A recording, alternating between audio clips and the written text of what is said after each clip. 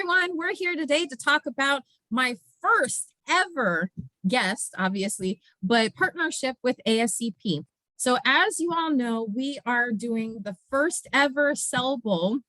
We're running a national and international event where students use the Cellovision Cell Atlas app.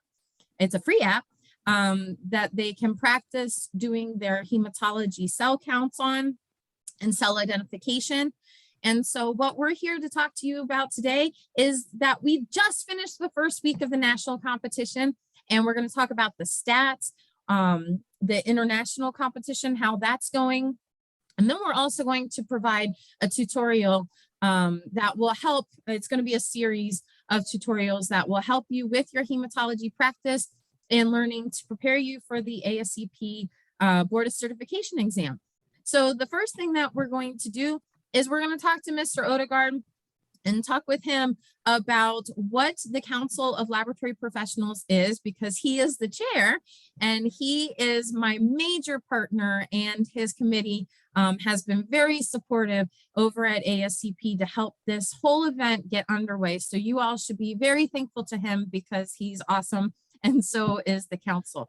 So Mr. Odegard is a laboratory generalist, an MLS generalist, but he also has his specialist certification in micro, and he just finished the shift today. So can you also tell us about why did you choose to get your specialist certification after being a generalist, and what can you do with that? Hey, well, Tiffany, thanks. I'm honored to be your first guest. It's very exciting. So I am currently the chair of the ASCP Council of Laboratory Professionals. So we're a group of 8 laboratory professionals across the country. And our job is to kind of support the membership. So to support you guys as student members and to support your future membership as ASCP members. But also we're involved with supporting our career ambassadors, which is a group of professionals that go into schools and talk about the amazing work that you guys are learning about now and trying to recruit the next aspiring generation. So once you guys are actually all certified, because by ASCP, I know you're all going to pass, no doubt about that. There's plenty of opportunities to keep getting involved and different committees, and you can be a part of helping develop educational resources as well. It's a great way to be at the table, helping to make the decisions that shape our profession. So not only just going into the lab and changing patients' lives, but you can also get involved with ASCP and other professional societies and shape the profession and just change the way things are done and make them better. Absolutely. Yeah. And as far as my specialty, I currently have a specialty in microbiology. I'm very proud of that. With specialty certifications, once you've got your generalist certification, you're going to find that fun area that you love to kind of work in. Microbiology has kind of been my home. It's got puzzles, and you got to know where people are from and everything they're exposed to. So after working in the field for 10 years in various roles, I decided that I really wanted to show people and myself that I really knew my topic. I knew microbiology. So getting your specialty certification is a nice way to not only prove to yourself that you got the stuff, but also to show people that he really knows his micro. Or if you're a blood banker and you got your specialty in blood bank, they definitely know you know what you're doing. And it's kind of fun just to keep the education going. So he really does know his stuff, ladies and gentlemen. If you are on Twitter, please drop by and see his tutorials that he does from the micro bench. They're real cases, and I follow him on Twitter. So if you don't remember how to spell his name, you can go to Medical Lab Lady G, not the whole Gill, and you can follow me, and he will pop up as one of the people that I follow, and you can choose to follow him as well. So I do have a couple of students who have started to follow me so that they branch out and use the people that are following me. So any educators or pathologists or other laboratory professionals if you're watching this and you want to connect with students also, go ahead and start following me. I'll follow you back, and then we can set this network up where we can support our students and enhance the upcoming generation of laboratorians. So that's really awesome, Aaron. I'm really happy to have you here. Thank you so much for all the support. Oh my goodness, he's been helping out a lot, and so has the council. They have been recruiting to get this whole event started, so all of your program directors knew about it. And we got a whole section over in the West now, because the East and the Midwest were ready to battle it out, but the West finally came in and they're happy to join. And it's all because of these professionals. So I'm really thankful and happy to have you here. Yeah. Well, I have to be able to help out my co-host, Mycology. There's a micro joke. Yeah.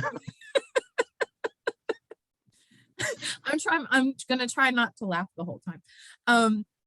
Okay, so since Mr. Odegard was talking about the actually, I'm just gonna call you Aaron now.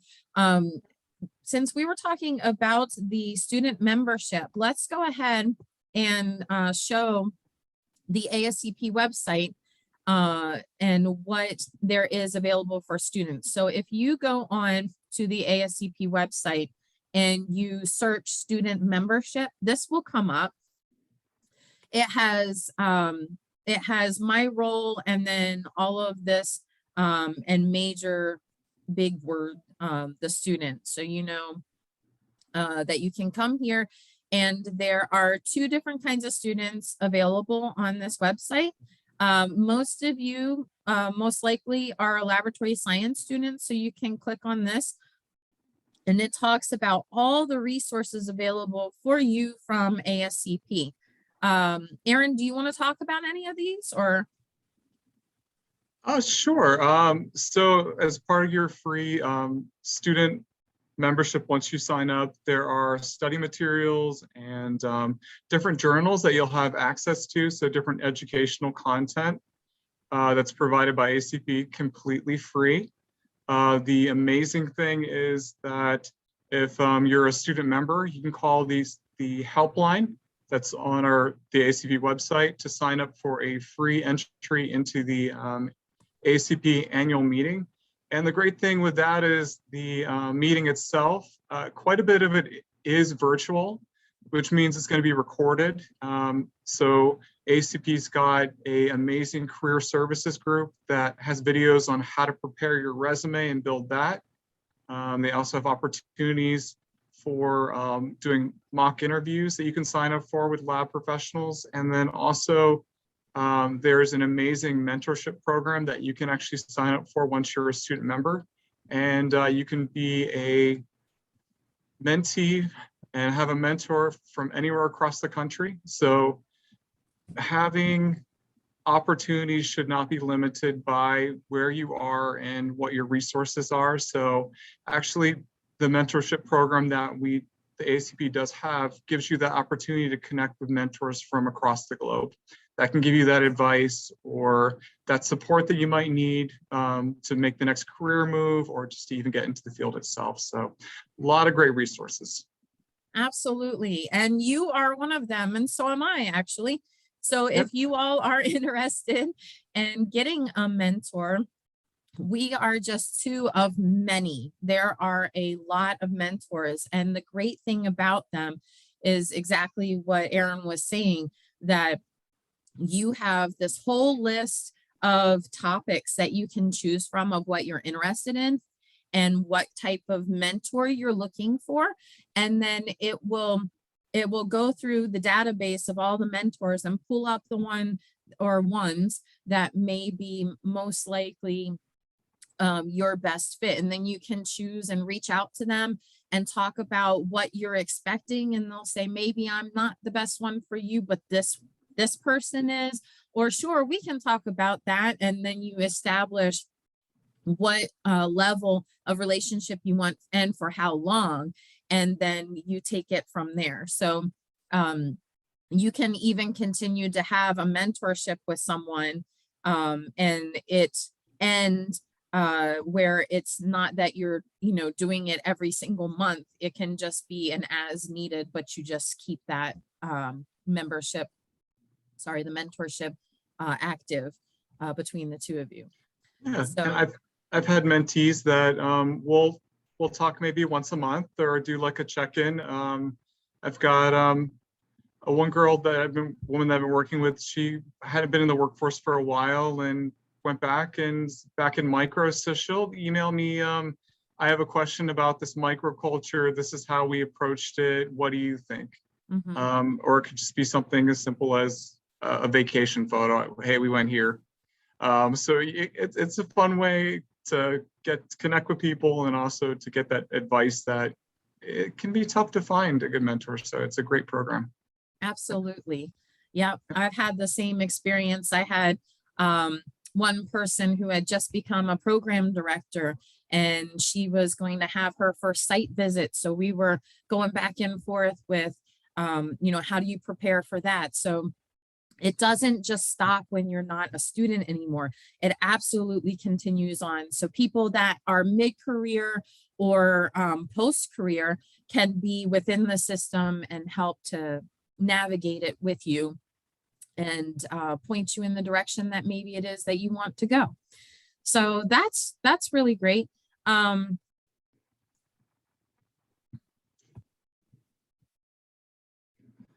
Hey, Tiffany. Yes.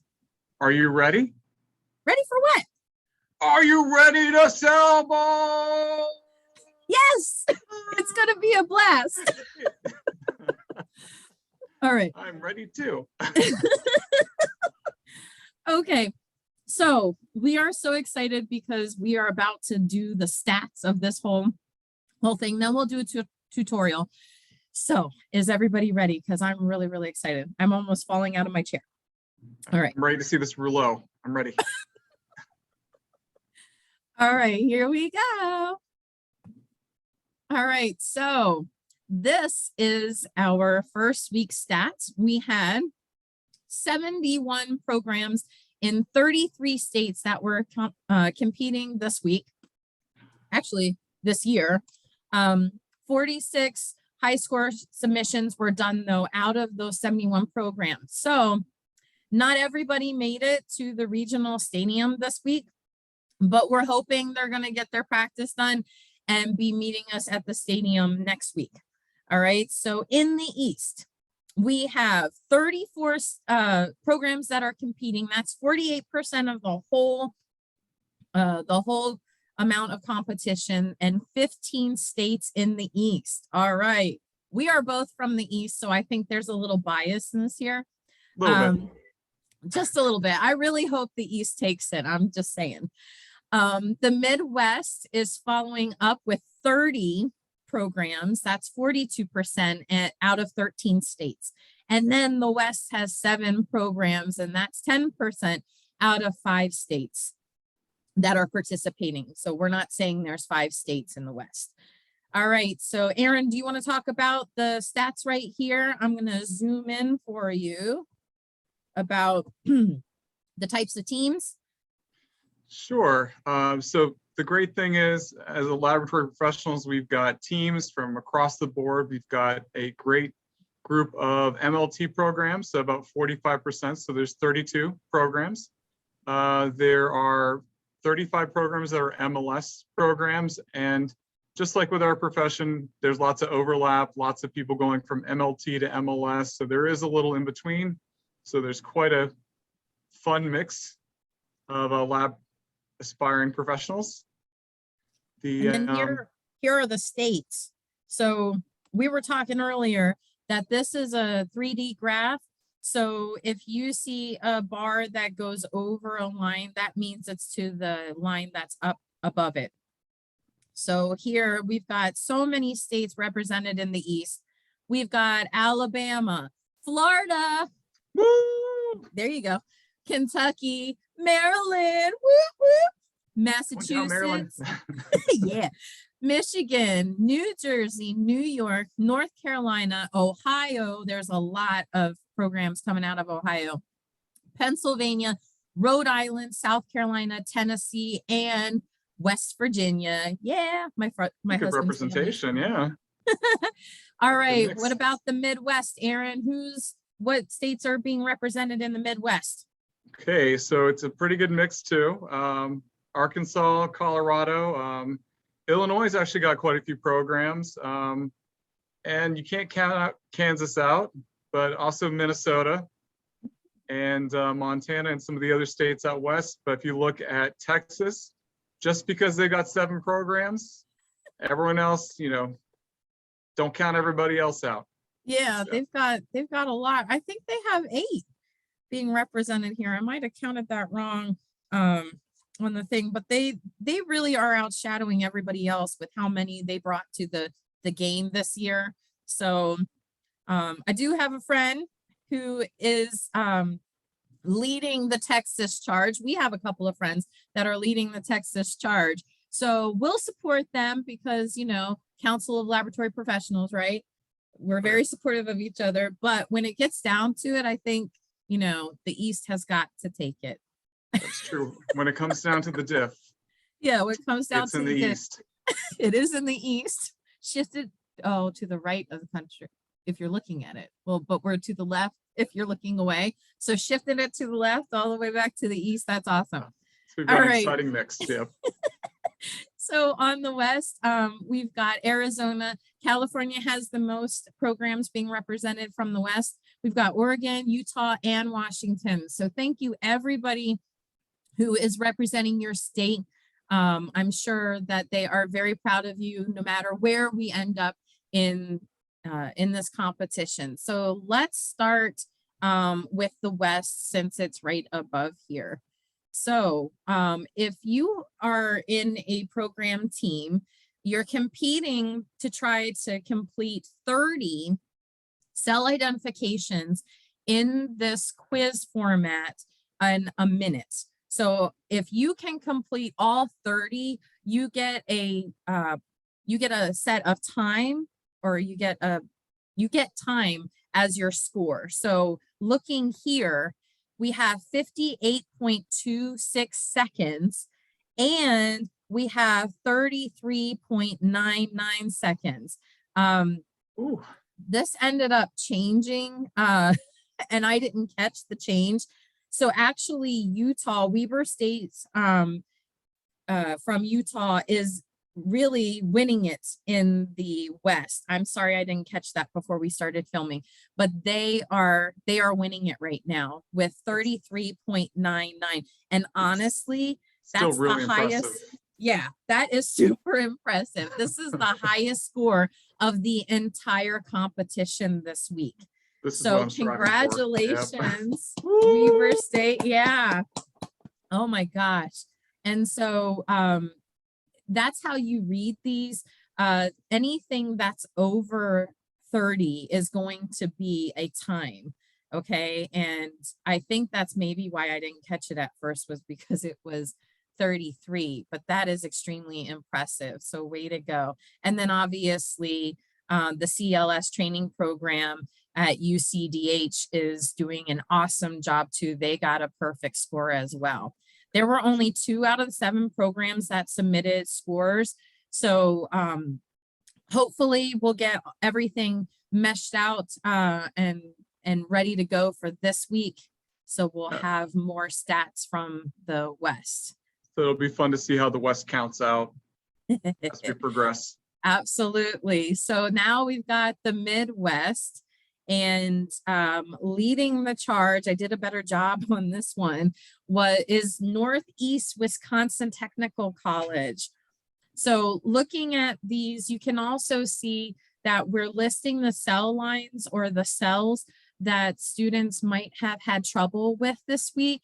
And just looking at all of this, there is a smattering of practically all the different cells. And that makes sense because the semester really is, depending on how long your course is, we may be at the beginning of the semester or the middle of the 15-week semester right now. And students may not have covered all of the cells yet. I know my students currently right now are still in red blood cells. So being able to identify all these different kinds of cells is pretty pretty amazing, especially with all these perfect scores that we have here. I am extremely impressed. How about you, Aaron? I am too. So would you say it's important to kind of remember where you are in your education journey? Oh, absolutely. I'm impressed, and I mean we've been in the profession for a pretty long time, and this is extremely great. The So term if is we're seasoned now. we are, we're seasoned, I'm like a very good steak. impressed. Yeah, I'm very impressed. These are some awesome scores.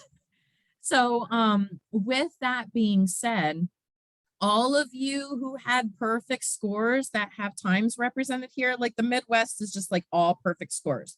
What the heck, people? Come on. Every single one of them. Look at that. All perfect scores. That's ridiculously awesome.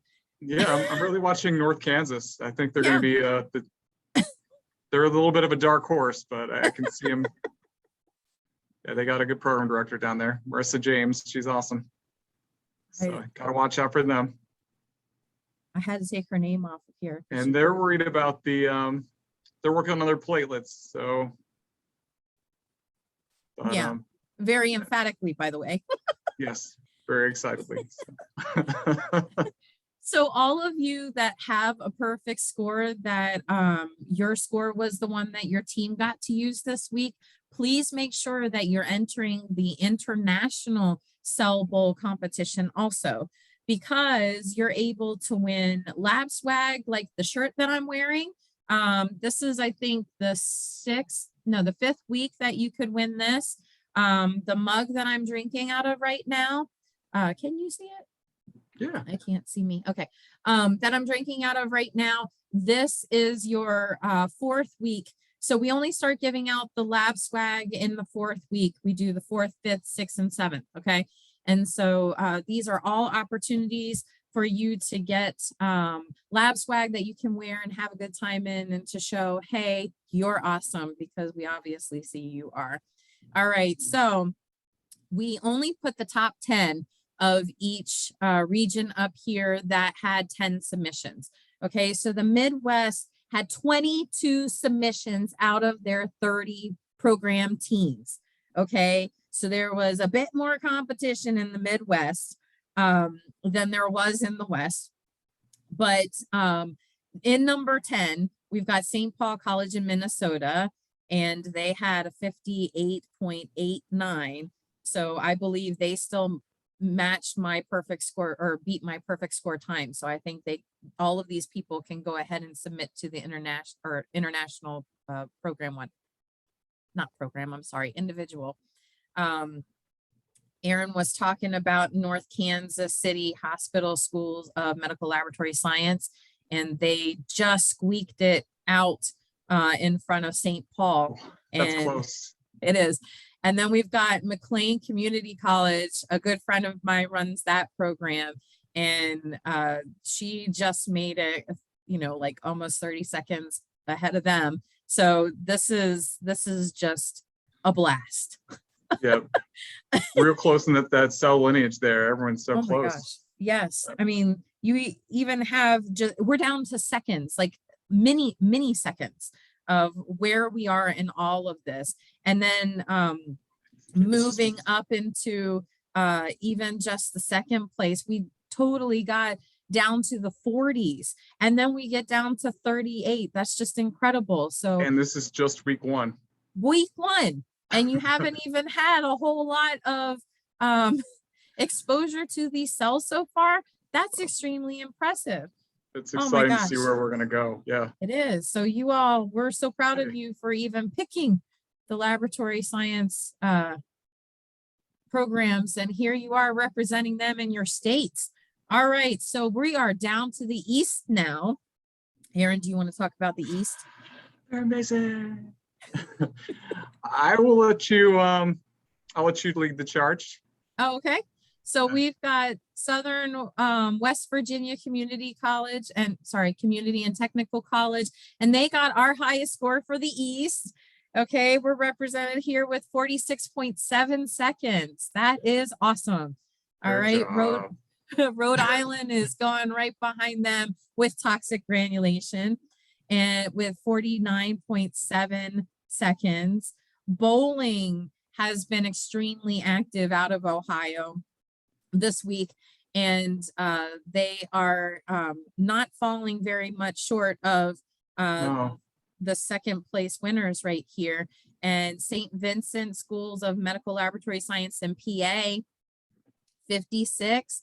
We're going all the way down and looking at number 9 and 10. So if you'll notice, Go College of Southern Maryland, woo woo, and Sinclair Community College, woo woo, in Go West Ohio. Florida, come on. Yeah, and West Florida, woo woo. West Florida, yeah. Good job, Mark. Good job, Jenny. Good job, guys. I just wanted to say that we have a tie here at the bottom 9 and 10, a tie. Whoa. Yeah, so 29 is the tie here. The reason that College of Southern Maryland is a little bit above that was just because that was submitted first.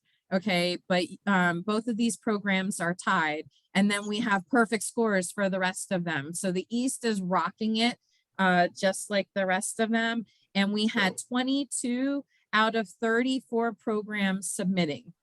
So with it being that close, do we have to submit it to the hemopathologist for review? Probably.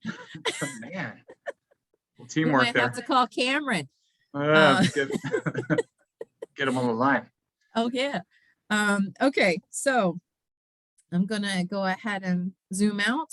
And so those are the stats for this week. I did notice that the international competition has already been fully underway. There have been a lot of submissions already, and I'm kind of guessing that they are from these programs that have had the perfect scores. Program directors don't need to submit those. The individual students can submit them for themselves. One thing I do want to make sure that you realize is you have to put an entire mailing address in your submission. I did see some that didn't have an entire mailing address, and I can't guess where you're from. So make sure everything is there, including zip code and your county. All right. And that's that for that. All right. So here we're going to go into the tutorial. All right. So just like in micro and in urinalysis and body fluids, we do use micro analysis of a specimen in order to see what may be happening that maybe wasn't caught by an automated, an automated count. We do have manual and automated analyzers that do the microscopic analysis. So just like the app that you're using is made by a company that does automated cell diffs, okay, smear reviews. So what you have there is Cell-Vision takes the specimen, it makes a slide, it stains the slide, and then it does pictures throughout the 10 fields, probably even more. And it takes pictures of all the cells that are represented, and then it categorizes them by data that is input into the computer. And it displays all of these pictures for the technologist or technician to go through and make sure that those categories were correct. And then it matches them with the automated CBC results to see if that makes sense for what you're seeing. All right, so that you can then identify what's going on with the patient and be a helpful healthcare team member when you talk to the clinicians. All right, so the purpose is really you're looking at cellular components to make sure that it is matching what the CBC saw. But you might see things that the CBC did not catch. One of those would be like intracellular parasites like malaria, and also microfilaria that you can see. They're little baby worms that end up in your peripheral blood smear, and you can see them working their way through the cells. And that's when your shift in hematology goes to parasit. Aaron, do you want to talk about that at all? Yeah, so my current experience with doing gene sustains is actually in parasitology, where, like Tiffany said, we're looking for malaria and different things that you could have been exposed to when you were traveling. And you do see shifts in the cells.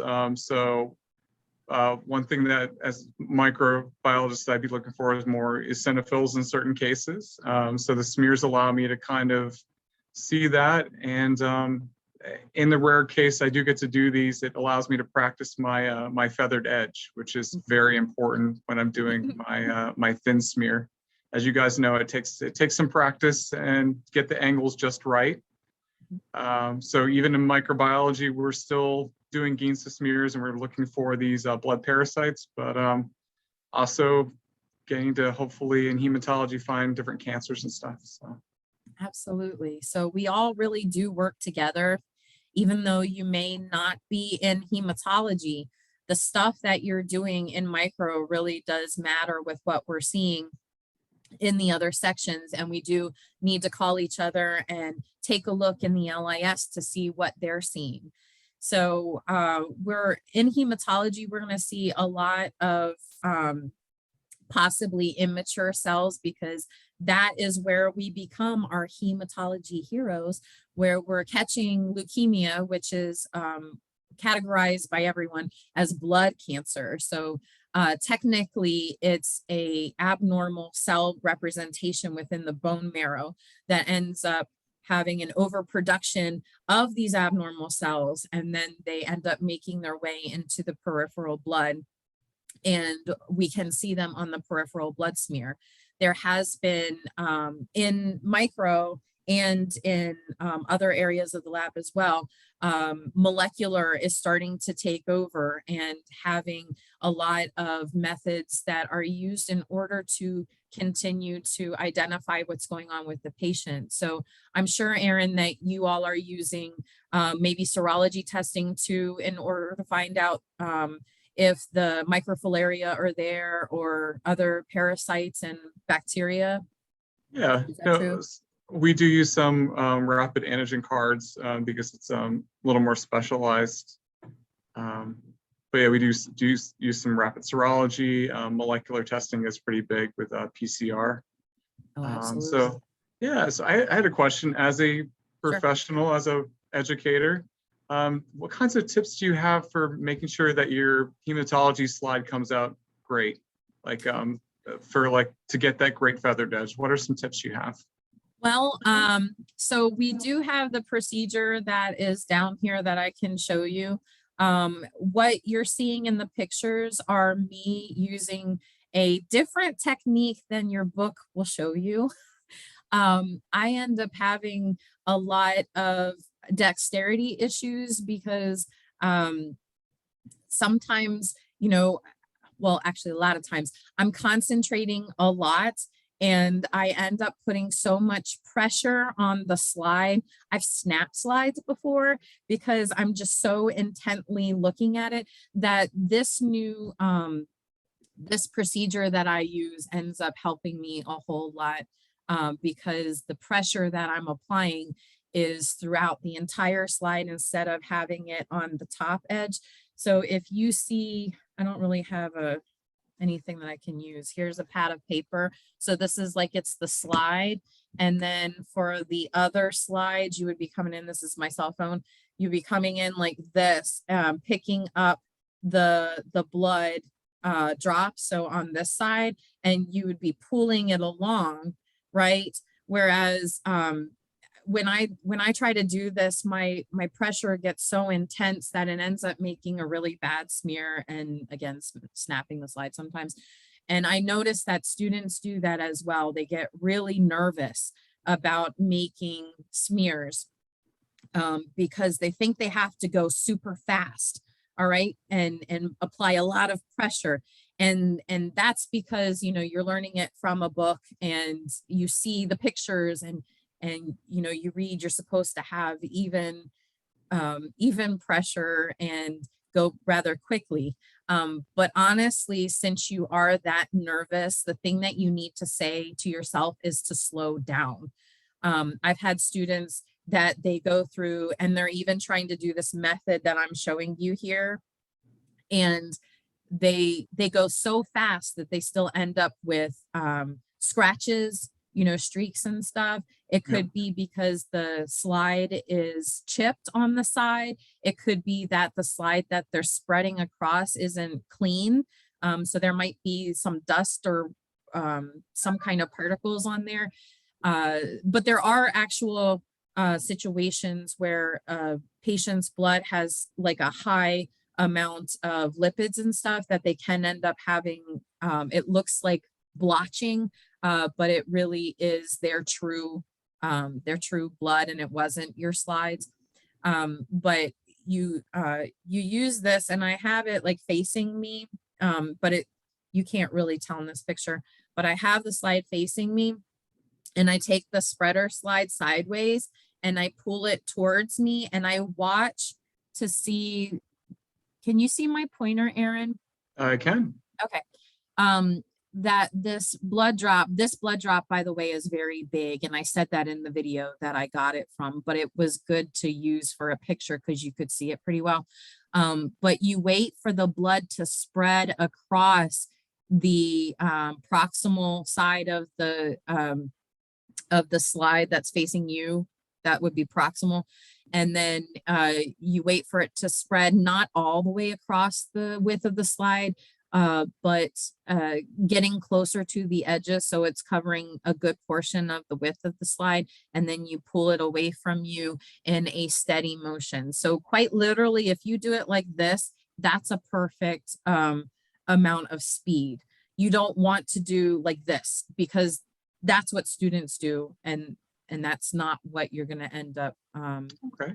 Yeah. So just patience, don't get discouraged, and keep track of where you are in your learning. Absolutely. It takes practice and time. So and good tips. this slide, these two slides here, I did not do them in this fashion. This was actually using a automated spreader. It's kind of like a semi-automated actually. And it did not provide the best of smear. I mean, you do see a feathered edge, but you do see that there is some blood that still went all the way out here. So if you look at this one, you can kind of see it on my glove. There is kind of like that bullet shaped. It's still drying in my hand, so that's why it looks darker in the back. But the feathered edge that Aaron's talking about is where you're going to be starting at when you're looking at the peripheral blood smear under the microscope. Okay, so this is the non-stained slide, and this is the stained slide of the same patient. So what I wanted to convey here is that the reason we stain is so that you can see the cells. So blood is naturally red because of how many red cells you have. They outnumber white blood cells and platelets a lot. Okay, they are the most numerous cell in there. And if you look, I honestly could have done a better photography here, so I'm really sorry. I had a student doing a makeup while I was doing this, and I should probably had paid more attention to what I was doing, but you can see that there is a distinction between red, and there's a white cell in here, and you can't even really see it. Yeah, it's real hard to see. Yeah, absolutely. So we stain the slides because the reason they're called white cells is because we use white light through a bright field microscope. And so they don't really have a whole lot of content in them that creates natural color, like red cells have hemoglobin that make our blood look red. That's why they're red cells, is because they have hemoglobin. It makes the cell look red naturally. But when we stain the slide, the cells become able to be seen better. So this is a highly magnified version of this spot right here.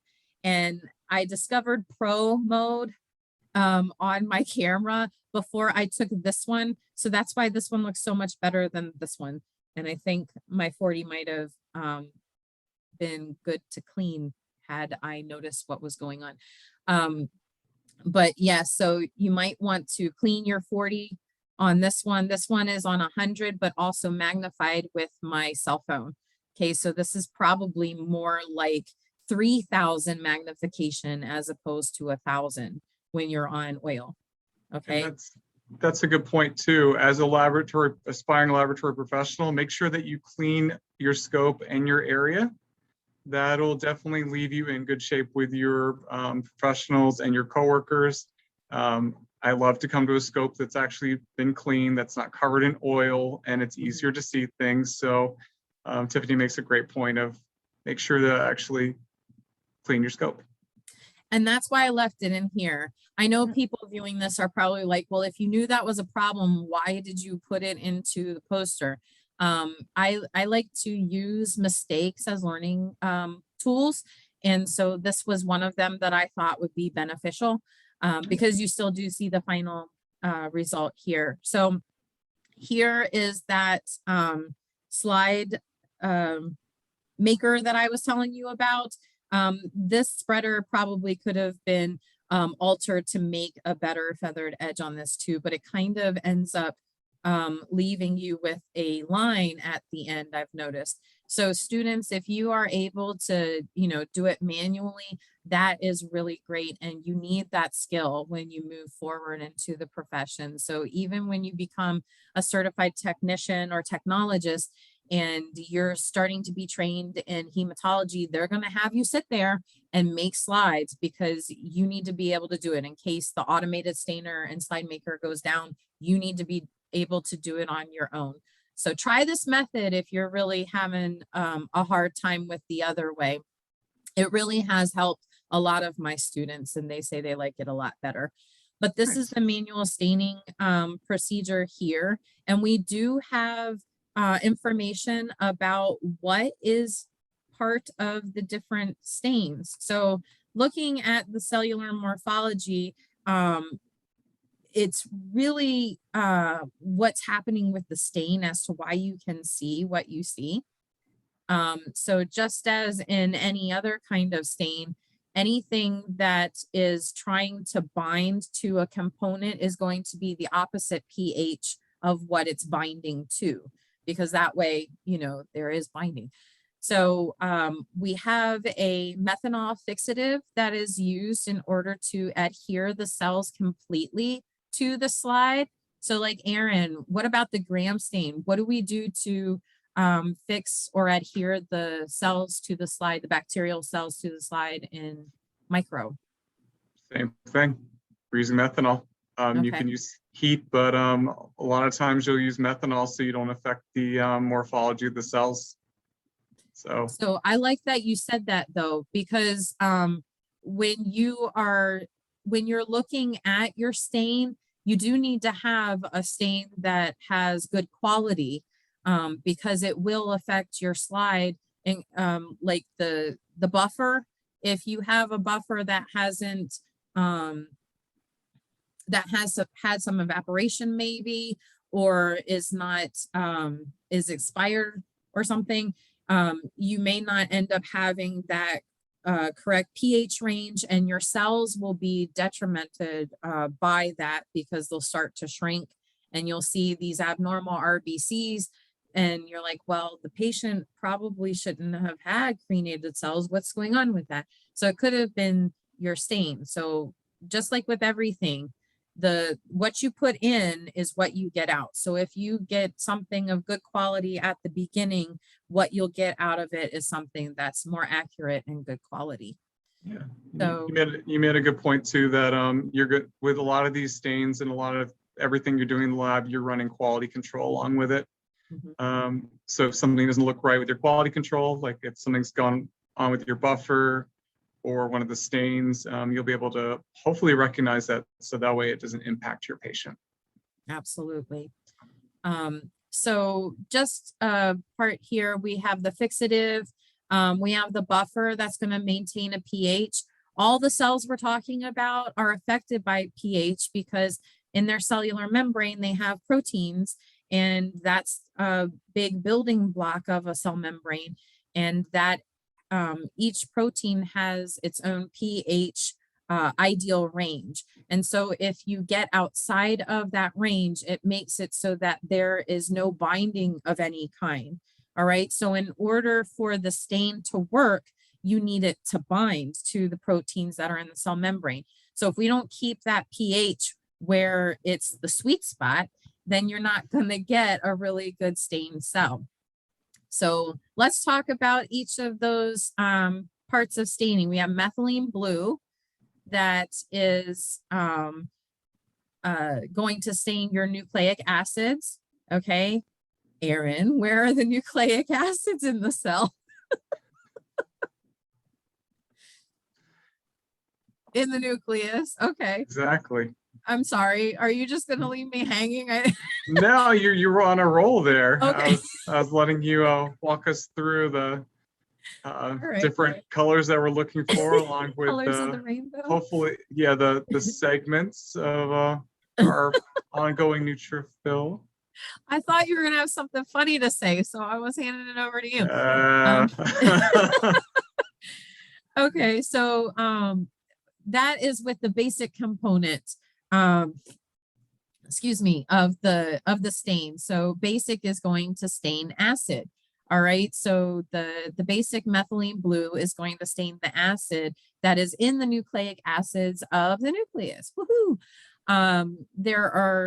There's another component that is considered eosin, and if you think eosinophil, you're thinking of an acidic type of cell. All right, and so you need the sorry, not an acidic type of cell, the basic portion of the cell that is going to use an acidic stain. Okay, so we're thinking hemoglobin and eosinophil granules.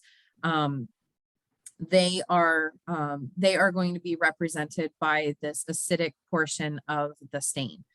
And so we also have the combination of both of them together. And when they form, excuse me, when they bind to a complex, you're looking at neutral complexes that are neither acidic nor acidic or alkaline.